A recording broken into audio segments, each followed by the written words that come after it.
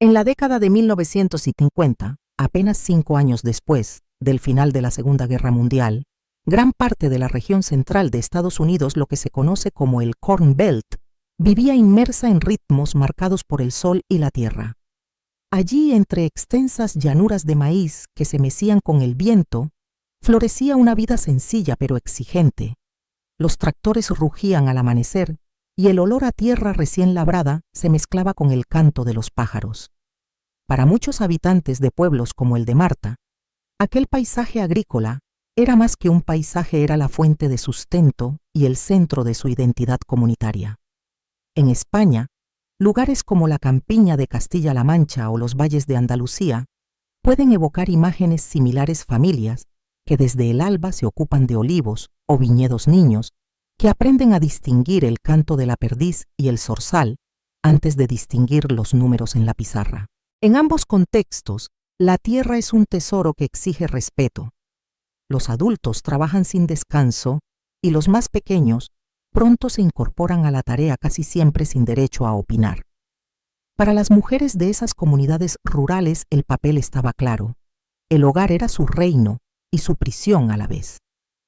En la casa de Marta, con 7 hijos y un marido que pasaba sus días en los surcos, la madre de familia alternaba el cuidado de los pollos con la tétrica faena de espigar judías, la preparación de la comida y la costura de la ropa. El suelo de tierra apisonada se barría cada mañana y las paredes de madera recibían una nueva capa de cal cada primavera y otoño antes de Pascua y Navidad, como un rito de renovación y orgullo. Aquella blancura era su manera de exigir belleza y dignidad en medio de la poca abundancia. En España todavía hoy muchas familias reviven la costumbre de la cal en las casas rurales, no solo por su poder desinfectante, sino porque el blanco, dicen, refleja la luz del sol y aleja a los malos espíritus. El paralelismo no es casual. En ambos países existen tradiciones que traducen la aspiración a mantener una vida limpia y honorable, incluso cuando el trabajo se mezcla con el cansancio y la precariedad. Y la misa dominical era el punto culminante de la semana.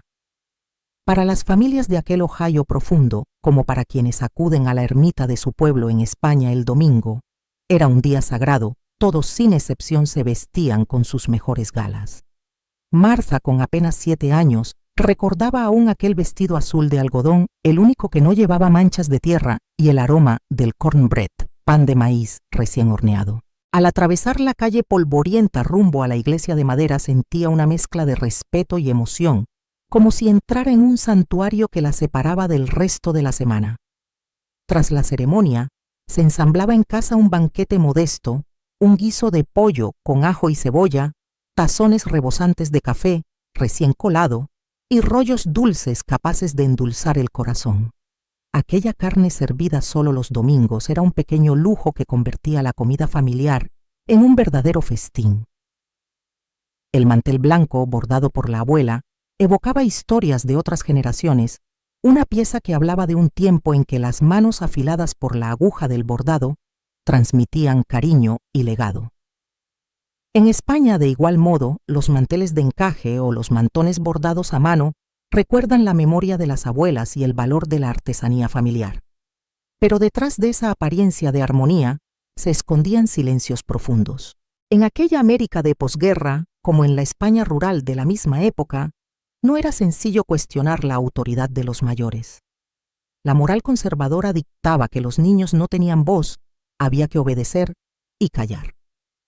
Así los ritos familiares como la siesta después de la comida o los juegos al aire libre se convertían en el escenario perfecto para que algunos adultos abusaran de su poder aprovechando la confianza que la comunidad les otorgaba.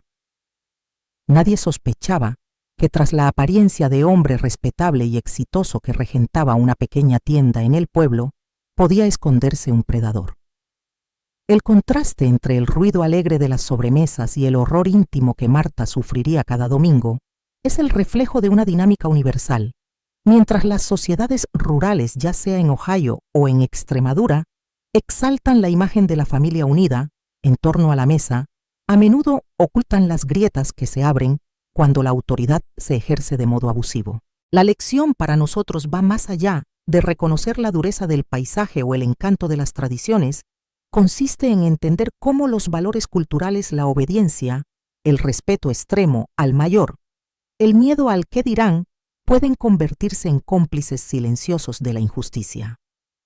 Y sin embargo, en medio de esa red de prohibiciones y conveniencias sociales también florecía la solidaridad femenina, la complicidad que nacía entre hermanas, primas, vecinas. Cuando Marta comenzó a sentirse distinta, callada, retraída con dolores de estómago, que nadie creía reales, su madre veía en aquella transformación la reserva típica de la adolescencia. Solo años después, comprendería que aquellas tareas imaginarias de lavar pitos o barrer el patio eran en realidad artimañas para esquivar el peligro. En España todavía hoy asociaciones como ANAR advierten de que los cambios drásticos de comportamiento en las adolescentes pueden ser un grito de auxilio encubierto. Así, comprender el contexto histórico y cultural de la época nos ayuda a situar la historia de Marta en un ámbito más amplio. No es solo el relato de una niña de Ohio, sino la crónica de miles de niñas y mujeres cuyo silencio fue impuesto por las mismas costumbres que prometían protección. Al conocer las tradiciones, la misa, el mantel bordado, la costumbre de la siesta y las dinámicas de poder en el seno de la familia rural, resulta más fácil identificar las grietas y construir puentes de confianza donde antes había muros de miedo. Cuando viajamos mentalmente a esos años, nos vemos caminando por un camino polvoriento, con el eco de las campanas de la iglesia al fondo. Sentimos la textura de la tela bordada bajo las yemas de los dedos y distinguimos el aroma del pan de maíz y a la vez la sensación de opresión que acompaña a quien guarda un secreto doloroso. Reconocer esa dualidad es el primer paso para valorar tanto la belleza de las tradiciones rurales como la urgencia de cuestionar sus sombras, porque sólo así, al iluminar lo que durante tanto tiempo permaneció escondido, podremos honrar la memoria de todas las protagonistas, Marta su madre, su prima Selena, y aprender a transformar el dolor en un compromiso compartido de esperanza y justicia. En el corazón de aquella casa de campo, tras la apariencia de risas y pan recién horneado, se tejía un silencio más pesado que el aire caliente del verano. Nadie podría haber imaginado, mientras los adultos se recostaban en las sillas de mimbre tras la misa dominical, que bajo el suave murmullo de las conversaciones familiares se escondía el siseo frío de la manipulación. El abuso de Marta era un secreto sellado por la autoridad de quien parecía un hombre bueno y respetable, su propio tío. Los predadores silenciosos se valen de técnicas casi imperceptibles para quien no está atento. En el caso de aquel buen tío, el que traía regalos de la ciudad y compartía anécdotas fascinantes de rascacielos lejanos, las amenazas nunca necesitaban elevar la voz. Una caricia en la cintura podía convertirse en un mensaje letal. Si cuentas esto, destruirás a tu familia, nadie te creerá, tu padre perderá su sustento. La violencia no siempre irrumpía con gritos. A menudo se filtraba en palabras susurradas como: «Esto es nuestro pequeño secreto», y en la penumbra del cuarto de descanso donde nadie más se atrevía a entrar. En Andalucía o en Galicia, en un pueblo donde el cura bendice la puerta de la iglesia y la vecina de al lado envía bollos recién hechos, ocurren dinámicas muy parecidas. Una voz pequeña, temblorosa, que balbucea excusas: «Me duele la cabeza. Estoy cansada», es el primer aviso de que algo va mal. Sin embargo, en comunidades unidas por la tradición y el temor al qué dirán, esos cambios de conducta se atribuyen con facilidad a la rebeldía adolescente o a penas de amor. El error más común de padres y educadores es reducirlo todo a una fase pasajera. Las chicas a esa edad se vuelven retraídas, no te preocupes. Y así la víctima sigue sola, atrapada en un bucle de culpa y vergüenza. Marta aprendió desde muy niña a camuflar su terror. Cuando el tío la invitaba a seguirlo tras la comida, ella fingía un mareo repentino y se refugiaba en la cuadra. Cuando eso no bastaba, se inventaba tareas extra: barrer el patio, fregar los platos, incluso cuando la pila era abrumadora para sus manos pequeñas. Cada artimaña retrasaba el momento fatídico, pero no lo evitaba. Aquella niña de Ohio practicaba un arte de la supervivencia que podríamos comparar con los códigos de seguridad que enseñan hoy en los colegios españoles: señales pactadas, rutas de escape, palabras clave para alertar sin llamar demasiado la atención. Entre las señales más reveladoras que pasan inadvertidas está el retraimiento social. Una jovencita que de pronto deja de jugar con sus amigas, que se aísla en un rincón del aula, dibuja sin poner atención, o no responde al saludo de sus compañeros, está lanzando un SOS silencioso. Otro indicio es el cambio en los hábitos de sueño: pesadillas recurrentes, terrores nocturnos, sudoraciones al despertar. Las instituciones de protección infantil de España, como la Línea 016 o la Fundación ANAR, advierten de que estos síntomas no deben atribuirse exclusivamente a la ansiedad general o al estrés escolar. Detrás de cada excusa médica puede esconderse un trauma que, sin intervención a tiempo, deja cicatrices permanentes. Desarmar el silencio implica, antes que nada, cuestionar la mirada de la comunidad. Aquellos pueblos que se enorgullecen de sus tradiciones familiares también suelen ser los más reacios a mirar debajo de la alfombra. La lógica patriarcal dicta que el deber primero de una niña es obedecer y respetar a los mayores. Romper esa regla equivale a arriesgar la reputación de toda la estirpe. ¿Cómo va a faltar el respeto a su tío, un hombre que ha dado tanto a la familia? Esta barrera cultural acaba convirtiéndose en una trampa. La víctima siente que no solo se hace daño a sí misma al hablar, sino que traiciona a sus seres queridos. El miedo al qué dirán, tan poderoso en los círculos cerrados, puede paralizar conductas de denuncia. En España no es infrecuente que una niña abusada piense que su palabra carece de peso frente a la de un adulto respetable.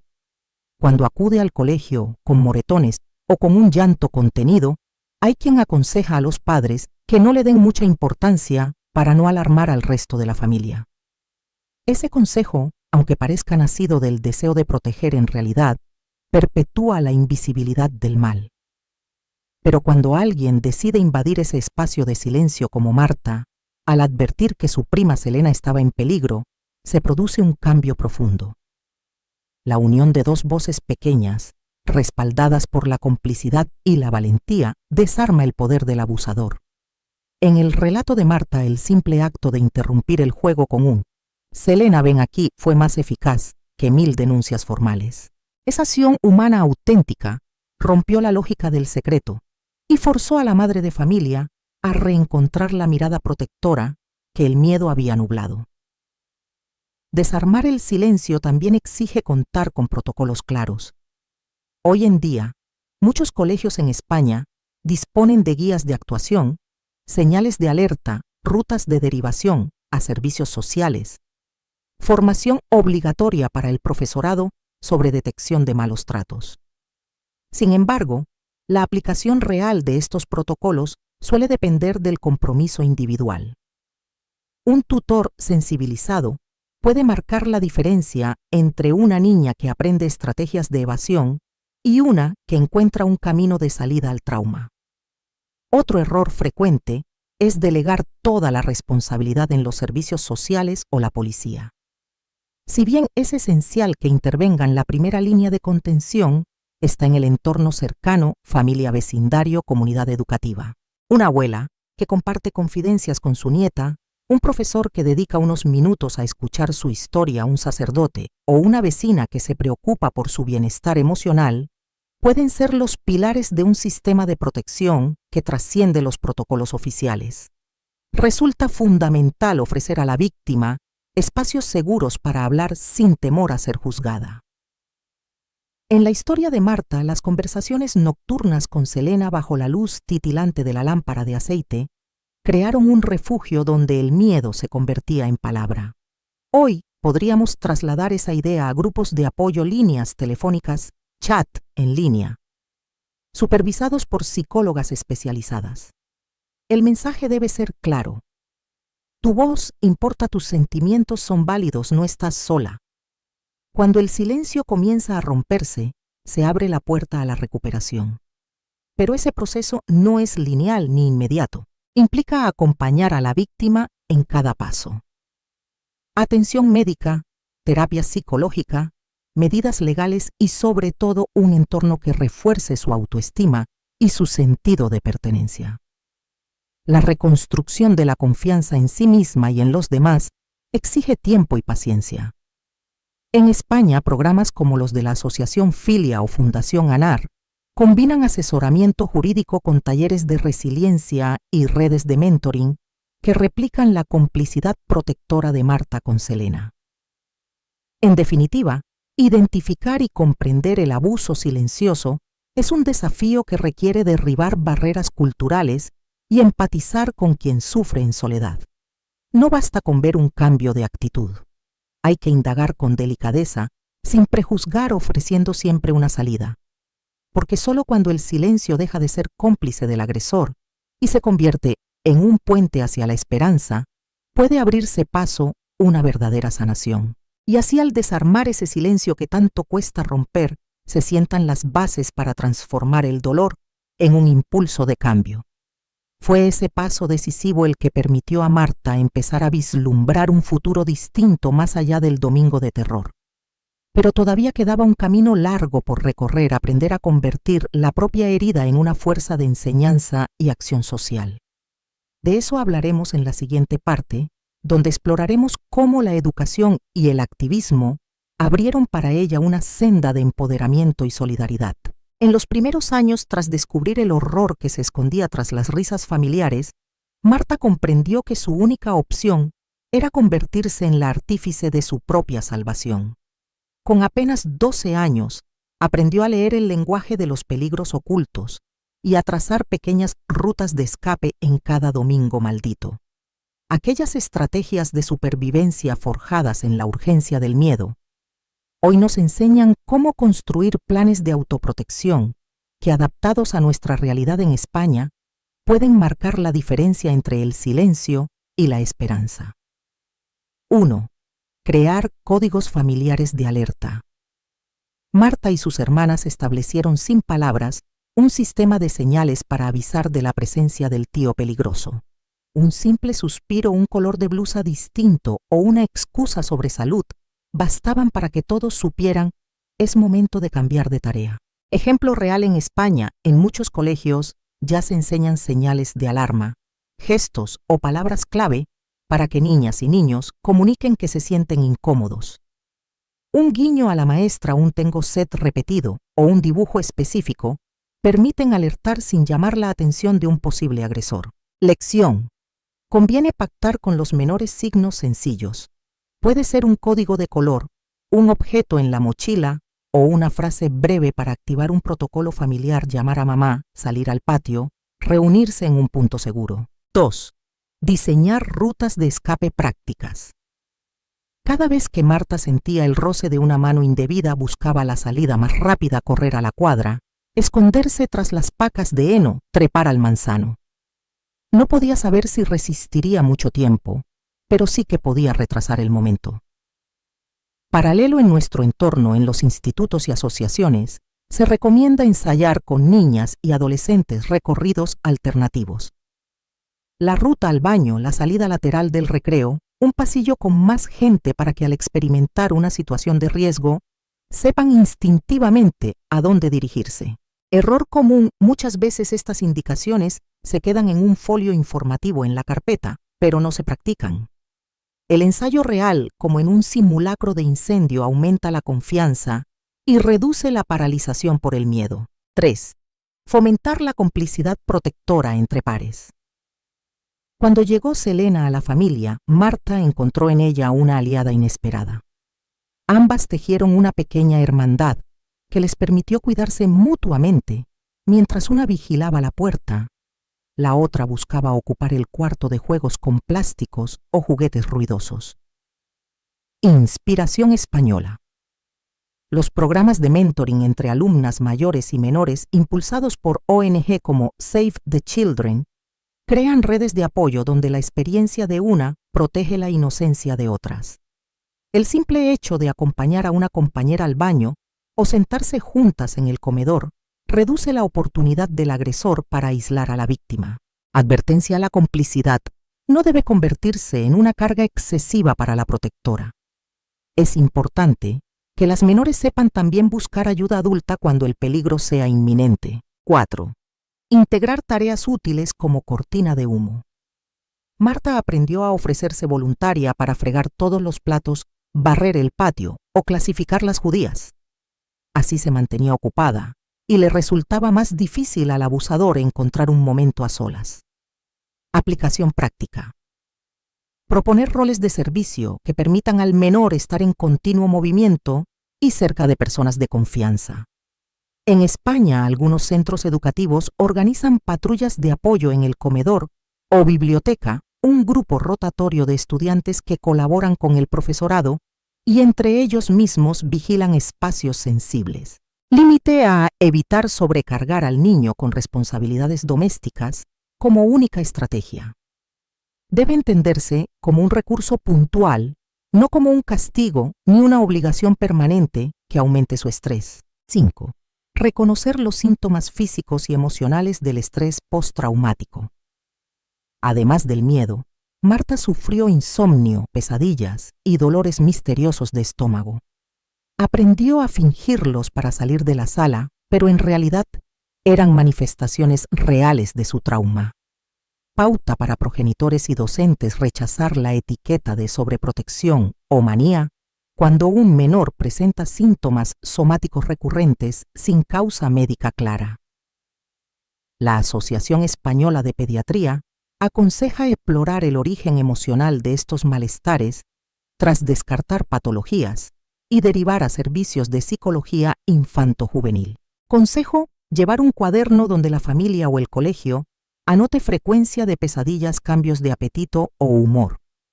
Esto facilita el diagnóstico y la intervención temprana. 6. Crear un kit de emergencia emocional. Con el tiempo, Marta desarrolló su propio botiquín psicológico, un amuleto, un trozo de tela bordada, un poema de su madre como mantra y una canción que cantaba en secreto. Estos recursos le recordaban que no estaba sola. Recomendación adaptada. Animar a niñas y adolescentes a confeccionar su propio kit emocional con objetos o textos que les reconforten: una foto familiar, un mensaje de un amigo, un texto de autoafirmación. En España, talleres de resiliencia infantil incluyen ejercicios de caja de la calma que contienen elementos sensoriales, bolas antiestrés, arcilla, música suave. Beneficio: disponer de una herramienta tangible para invocar la sensación de seguridad en segundos de crisis. 7. Conectar con un adulto de confianza fuera del círculo familiar inmediato. Marta sintió que no podía contar con nadie en su casa, hasta que gracias a la valentía de Selena su madre se abrió a la verdad. Pero antes de ese momento, imaginó cómo sería acercarse al médico de la ciudad o a la maestra. Modelo en España promociones de los profesores tutores o las trabajadoras sociales en los centros que actúan como referentes de confianza para los menores. Saber que existe un adulto imparcial al que se puede acudir sin temor a represalias es esencial. Sugerencia práctica: acompañar a la menor a conocer a ese profesional, crear encuentros informales, un tutor en el recreo, una trabajadora social en un taller para humanizar la figura de apoyo. 8. Equilibrar aislamiento táctico y búsqueda de ayuda. El aislamiento puede salvarte en el momento, pero el aislamiento prolongado perpetúa el sufrimiento. Marta aprendió a refugiarse en el granero, pero al mismo tiempo ansiaba esas tertulias nocturnas con Selena. Equilibrio necesario: entrenar al menor para que combine refugios seguros con momentos de socialización supervisada. Por ejemplo, permitirle participar en actividades extraescolares que requieran acompañamiento o en grupos de ocio con monitores formados en protección infantil. Peligro de la sobrereacción: forzar la reintegración social excesivamente pronto puede abrumar a la víctima. Hay que respetar su ritmo y celebrar pequeños avances. 9. Planificar revisiones periódicas del protocolo familiar. Con el paso del tiempo, Marta ajustaba sus artimañas inventaba nuevos pretextos, cambiaba escondites. Lo que funcionaba un domingo podía quedar obsoleto al siguiente. Implementación en casa. Programar cada cierto tiempo mensual o trimestral una reunión familiar de seguridad donde se repase el plan, comprobar rutas de escape, renovar códigos, asegurar que todos los adultos del entorno conocen el protocolo. Herramienta útil, un documento breve o incluso una infografía pegado en un lugar visible que describa pasos a seguir sin nombrar directamente la causa. Por ejemplo, si te sientes presionado, llama a mamá, dirígete a la sala de estar con luz encendida. 10. Fomentar la confianza en uno mismo y la resiliencia. Las estrategias tácticas solo compran tiempo. El verdadero refugio de Marta fue su propia determinación. Cada victoria una tarde dominical, salvada una noche de descanso sin pesadillas, alimentaba su sensación de poder personal. Cultivar la autoestima en España. Muchos programas de mentoring y empoderamiento juvenil incluyen talleres de autoestima, dinámicas de grupo y ejercicios de expresión artística para reforzar la idea de soy valiosa. Reflexión final. El mayor acto de resistencia es creer que merecemos protección y respeto. Cuando una niña interioriza que su voz importa, abandona el rol de víctima para convertirse en agente de su propia vida. Así, entre la urgencia del escape y el calor de la complicidad, Marta fue tejiendo un manto de autoprotección que le permitió sobrevivir al horror dominical. En la siguiente parte exploraremos cómo, a partir de esa experiencia de supervivencia, encontró en la educación y la acción social un nuevo cauce para transformar el dolor en esperanza y construir un legado de cambio. Aquel domingo de marzo, en que la radio anunció el avance de la Ley de Derechos Civiles en Washington, Marta sintió por primera vez que el mundo más allá de los surcos de maíz estaba cambiando. Quizá fue ese aire de transformación lo que la impulsó a dar un paso decisivo, ofrecerse para ayudar a la maestra Johnson en la única escuela del pueblo. Con 14 años apenas había tenido oportunidad de asistir regularmente a clase, pero la curiosidad y la necesidad de encontrar un propósito la llevaron de vuelta al aula. Así empezó su camino de reconstrucción a través de la educación, una senda que la alejó de la oscuridad de los domingos y la acercó al poder de la enseñanza y la acción social. 1. De alumna a docente, el valor de la experiencia compartida.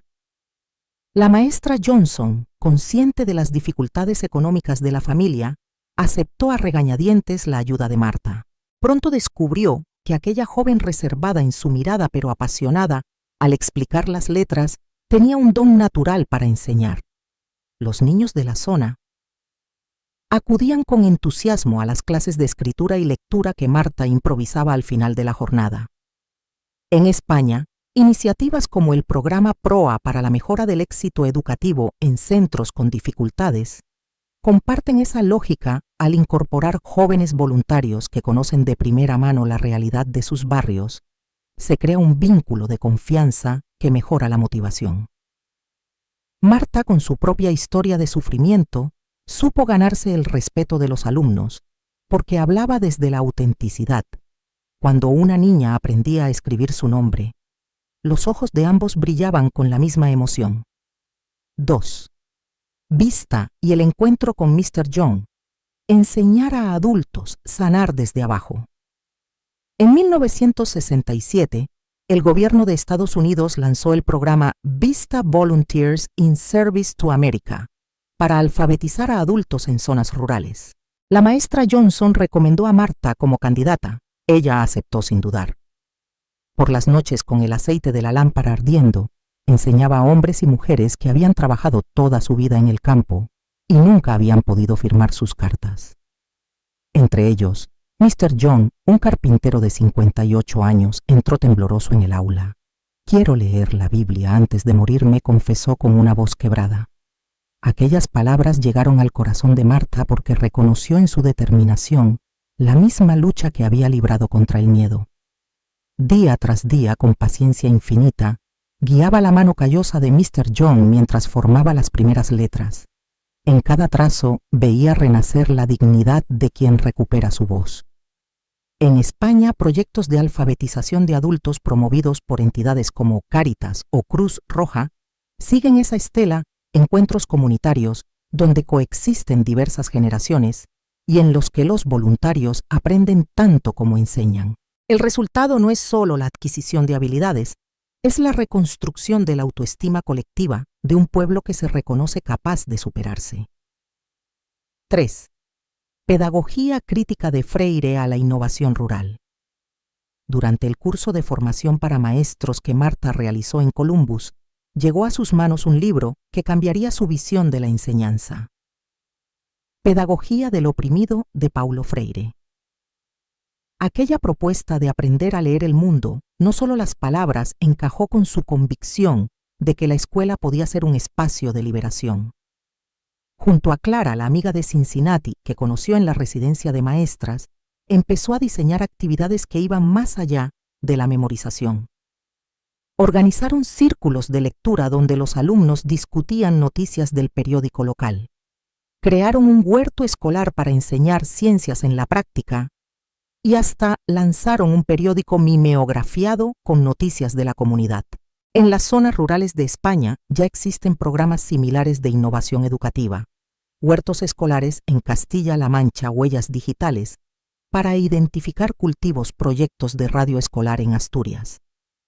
La clave está en involucrar a los estudiantes en la transformación de su entorno, porque un aula viva se convierte en motor de cambio social. 4. Errores frecuentes y cómo evitarlos. No todo fue un camino de rosas. Marta recuerda que al principio centró demasiado la atención en los contenidos académicos, descuidando el apoyo emocional de los niños que habían sufrido pérdidas o traumas. Algunos maestros cometen el error de cargar la mochila escolar con más deberes, pensando que el trabajo extra olvidará las preocupaciones. En España, expertos de la Confederación Española de Asociaciones de Psicopedagogía advierten que cualquier programa debe integrar un componente socioemocional, talleres de gestión de emociones, espacios de escucha activa y pausas creativas. Fue Clara quien le recomendó a Marta incluir dinámicas de teatro y arteterapia, y así descubrieron que la pintura podía convertirse en un canal para expresar miedos antes silenciados. 5. La apuesta por la formación continua del profesorado. Para mantener viva la innovación, Marta impulsó en 1971 un ciclo de charlas para los docentes de la región. Invitó a psicólogos, trabajadores sociales y maestros de ciudades cercanas a compartir sus experiencias. Aquellas jornadas informales organizadas en las casas de las familias o en la biblioteca recién inaugurada sentaron las bases de una red de profesores comprometidos. En España, las administraciones educativas han introducido desde hace años planes de formación permanente del profesorado y las universidades ofertan programas de máster en educación inclusiva y atención a la diversidad. Sin embargo, la realidad es que muchas veces quedan en el papel. La lección de Marta es clara. La formación debe adaptarse a las necesidades concretas del contexto rural y, sobre todo, fomentarse desde la misma comunidad. 6. Implicación de las familias, escuela y hogar como aliados. Desde el principio, Marta entendió que la transformación no se lograba solo dentro del aula. Con el apoyo de Clara y de la maestra Johnson, organizó talleres para madres y padres sobre técnicas de crianza no violenta. Les enseñaba a leer los resultados escolares, a dialogar con sus hijos y a detectar señales de alarma. Poco a poco, las familias comenzaron a colaborar. Acudían a charlas en la iglesia los sábados por la mañana, ofrecían aperitivos para los eventos escolares e incluso algunos padres compartían sus herramientas en los proyectos de huerto. En España, asociaciones de madres y padres de alumnos AMPAS juegan un rol similar, pero no siempre logran una conexión profunda con el profesorado. La experiencia de Marta demuestra que la clave está en ofrecer espacios de aprendizaje mutuo donde los adultos vean que también pueden crecer y curarse. 7. voluntariado genuino, construir redes de solidaridad. En 1968, cuando el programa Vista se formalizó, Marta pasó de ser voluntaria a coordinadora local. Su misión era reclutar vecinos dispuestos a enseñar oficios, costura, carpintería, contabilidad en clases nocturnas.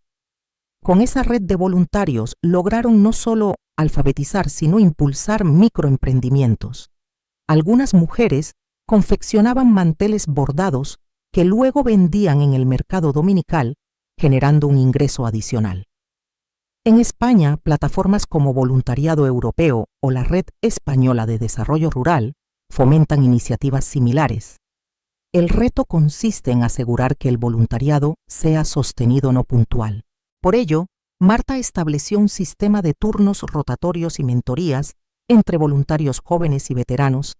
Cada nuevo maestro de costura pasaba 3 meses aprendiendo de una voluntaria de la vieja guardia antes de asumir el aula.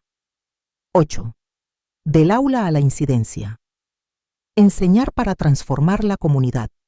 Con los resultados visibles, mejora de rendimiento mayor. Asistencia a proyectos comunitarios. Marta decidió elevar la mirada más allá de la escuela. Empezó a invitar al supervisor regional de educación a evaluar el modelo de escuela participativa y pronto recibió el encargo de ofrecer conferencias en otros distritos. En España, las consejerías de educación incluyen líneas de ayudas para proyectos de innovación. La enseñanza de Marta sirve hoy como ejemplo de cómo un centro rural puede convertirse en punto de referencia. Sus colegas de la región empezaron a imitar actividades, talleres de radio, bibliotecas vivas, ferias científico-técnicas en el patio de la escuela. 9. Errores para no repetir, evaluaciones sin acción. Un problema común en muchos programas es llenar formularios de evaluación sin tomar medidas correctoras. Marta recuerda que en su zona llegaron a pasar años cumplimentando informes para la administración sin cambiar una sola dinámica en el aula. Fue entonces cuando ella misma diseñó un sistema de autoevaluación participativa. Cada trimestre alumnos y familias rellenaban un cuestionario simple, cara sonriente, neutra o triste, sobre cómo se sentían en clase y sugerían mejoras. Este método espontáneo, que hoy podríamos digitalizar con encuestas anónimas, garantizaba que la voz de todos influyera en la toma de decisiones. Evitaba la burocracia excesiva y reforzaba la idea de que la educación debe ser un proceso vivo, no un cúmulo de estadísticas. 10. De la enseñanza a la acción social, el embrión de Daisy Home. Mientras la escuela se transformaba en un faro de innovación, Marta no olvidaba su compromiso con las niñas vulnerables. Inspirada por sus clases nocturnas y por el apoyo de las familias formadas en los talleres, empezó a ofrecer refugio temporal en su propia casa a chicas que carecían de un lugar seguro. Aquella iniciativa, nacida del deseo de acompañar a las jóvenes que habían sufrido lo mismo que ella, daría origen años después a Daisy Home. Pero antes de llevarlo a un registro oficial, Marta aplicó los mismos principios de la escuela: formación continua, redes de voluntariado, implicación de las familias y protocolos de acompañamiento. La diferencia es que en lugar de lecciones de lectura, las jóvenes aprendían a bordar, a cultivar en el huerto y a contar su propia historia en talleres de escritura. Así el dolor del pasado se convertía en la semilla de un proyecto colectivo de sanación. Pronto descubriremos cómo, a partir de este embrión de acción social, Marta logró transformar su experiencia traumática en un legado de esperanza que aún perdura. Pero antes merece la pena detenernos en cada detalle que hizo de la escuela rural un laboratorio de cambio, desde el huerto comunitario hasta la radio escolar, desde los círculos de lectura hasta los boletines mimeografiados. La enseñanza mariana nos demuestra no es solo la transmisión de conocimientos, sino la capacidad de encender la chispa que mueve a una comunidad entera.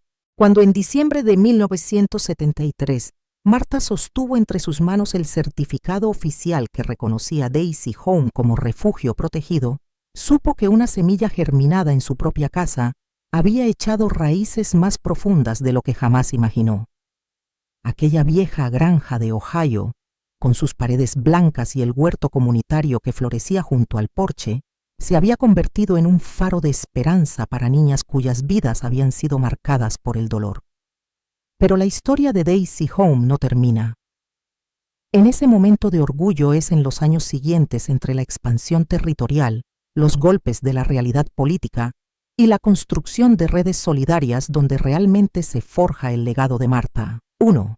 De hogar familiar a organización comunitaria. Los primeros meses después de la oficialización fueron un torbellino de adaptación. Al principio éramos solo mi madre Selena y yo, recuerda Martha, pero pronto comenzaron a llegar mujeres valientes dispuestas a ayudar, una maestra jubilada, un señor carpintero precavido, incluso una monja que había leído el reportaje en la revista de Nueva York. Cada nueva aliada aportaba un don, unas manos expertas en costura para renovar las camas. Un donante local que pintó las fachadas, voluntarios que enseñaban taller de música o carpintería. En España existen proyectos parecidos como las casas de acogida de Save the Children o los centros residenciales de Fundación ANAR, que nacen de un hogar pionero y crecen gracias al compromiso de la comunidad. El milagro de Daisy Home no estuvo solo en recibir a niñas vulnerables, sino en generar un sentimiento de corresponsabilidad. El pueblo entero comprendió que un problema tan grave no se solucionaba con la mirada de unos pocos, sino con la acción colectiva. 2. Incidencia política y voz ante las autoridades. Con el refugio estabilizado, Martha se dio cuenta de que la supervivencia de Daisy Home dependía también de protegerlo de los vaivenes políticos. En los archivos del condado, halló el borrador de una norma que amenazaba con regularizar con demasiada rigidez las plazas de acogida, poniendo en riesgo su flexibilidad para atender urgencias. Decidió entonces escribir una carta al representante local y solicitar una audiencia. La convocatoria en el ayuntamiento fue tensa. Cuando entré al salón de plenos, pensé en todas las niñas que habían encontrado un techo gracias a esta casa, narra Martha. Expuso con voz firme pero emocionada cómo cada euro invertido en Daisy Home era un acto de prevención de delitos mayores. No somos un gasto, somos inversión en vidas futuras. Su intervención conmovió a algunos concejales reacios y logró aplazar la regulación hasta incorporar un artículo que reconocía la labor de los voluntarios y la urgencia de los casos. En España, asociaciones como Cruz Roja o Cáritas mantienen mesas de diálogo con las administraciones autonómicas para defender la singularidad de sus programas de acogida. La lección de Martha es clara: para avanzar es imprescindible salir de la casa primero, para conquistar despachos y pasillos oficiales con datos y testimonios reales. 3. Haber sorteado amenazas y salvaguardar el proyecto. No faltaron los opositores. Algunos terratenientes incómodos porque Daisy Home visibilizaba abusos que preferían callar, empezaron a difundir rumores. Hubo un intento de boicot, repartieron panfletos insinuando que el refugio fomentaba la rebeldía juvenil y apartaba a las niñas de los valores tradicionales.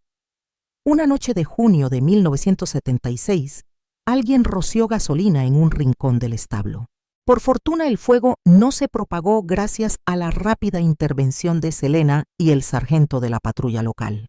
Este tipo de ataque, la intimidación velada o directa, también ha sucedido en España cuando ONG, que defienden a la infancia, denuncian casos de pederastia vinculados a familias influyentes.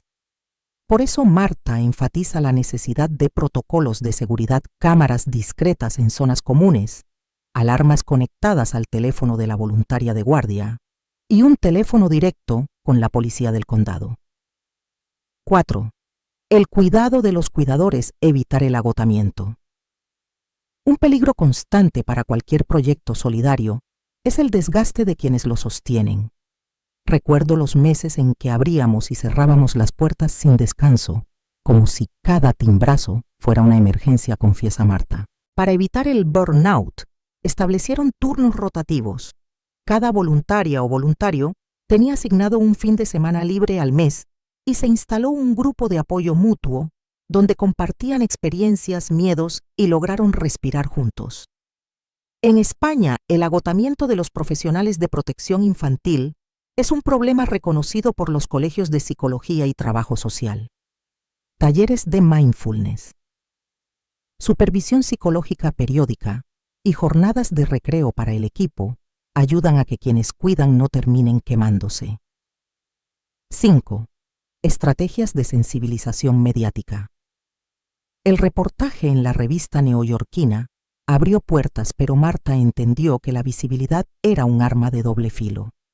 Por un lado atraía donaciones y voluntarios, por otro ponía a Daisy Home en el foco de críticos. Decidió entonces crear un boletín trimestral, una publicación sencilla con fotos de las actividades, talleres de bordado, huerto, clases nocturnas y testimonios firmados con seudónimos para proteger la identidad de las niñas.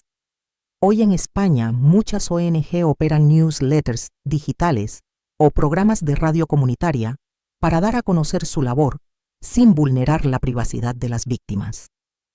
La transparencia informativa construye puentes de confianza con el público y evita la desinformación. 6. Formación permanente y red de alianzas. Comprendiendo el poder multiplicador de la formación. Marta organizó desde 1975 un programa anual de jornadas de puertas abiertas. Invitaba a educadores, psicólogos y trabajadoras sociales de todo el estado a compartir metodologías. Con el tiempo, Daisy Home se convirtió en centro de referencia y equipos de otros estados venían a formarse en Ohio. En España, los encuentros estatales de acogida familiar o los congresos de infancia suelen llenar auditorios, pero muchos profesionales reclaman casos prácticos que inspiren soluciones concretas. El modelo de Marta demuestra que el intercambio directo de experiencias nutre la innovación. 7. Empoderar a las jóvenes, el protagonismo de las sobrevivientes. Una de las decisiones más revolucionarias fue permitir que las propias chicas de Daisy Home asumieran responsabilidades según su edad.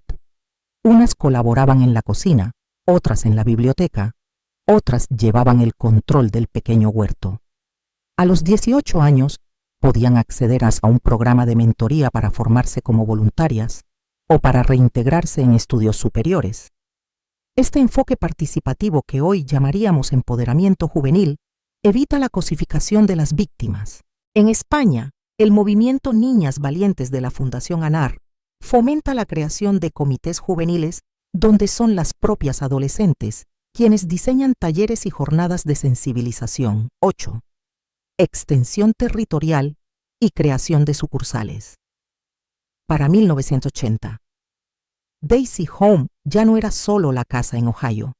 Con apoyos públicos y privados, se abrieron 2 sucursales en estados vecinos adaptadas a las particularidades de cada comunidad rural.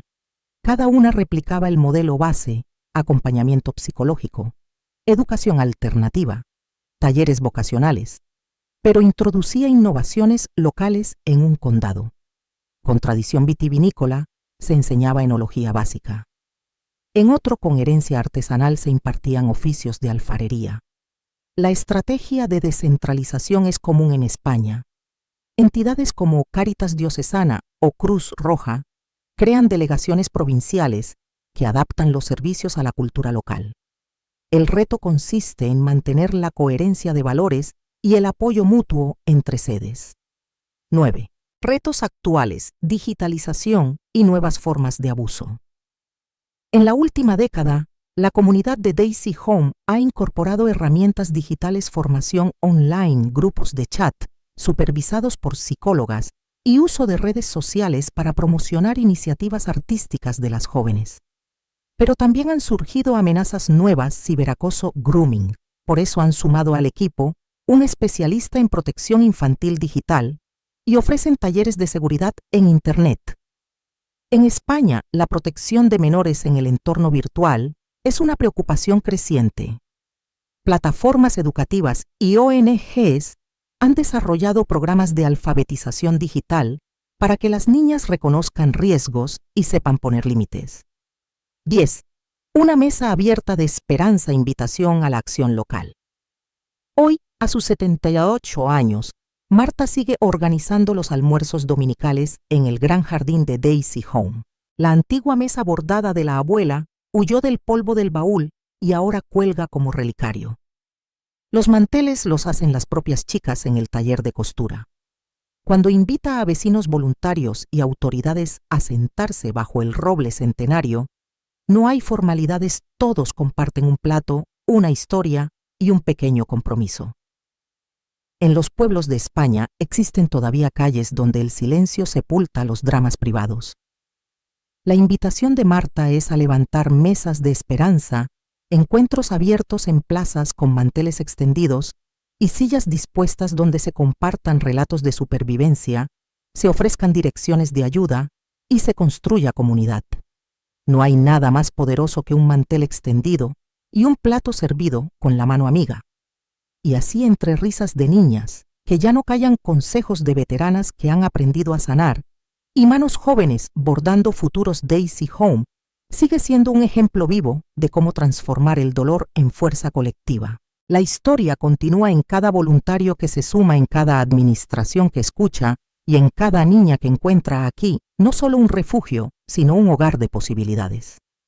En nuestra próxima entrega, exploraremos en detalle los retos de la España rural contemporánea, cómo podemos aplicar estas lecciones de Daisy Home para fortalecer la red de protección infantil en nuestros propios pueblos, abordando la despoblación, la digitalización y las nuevas formas de vulnerabilidad.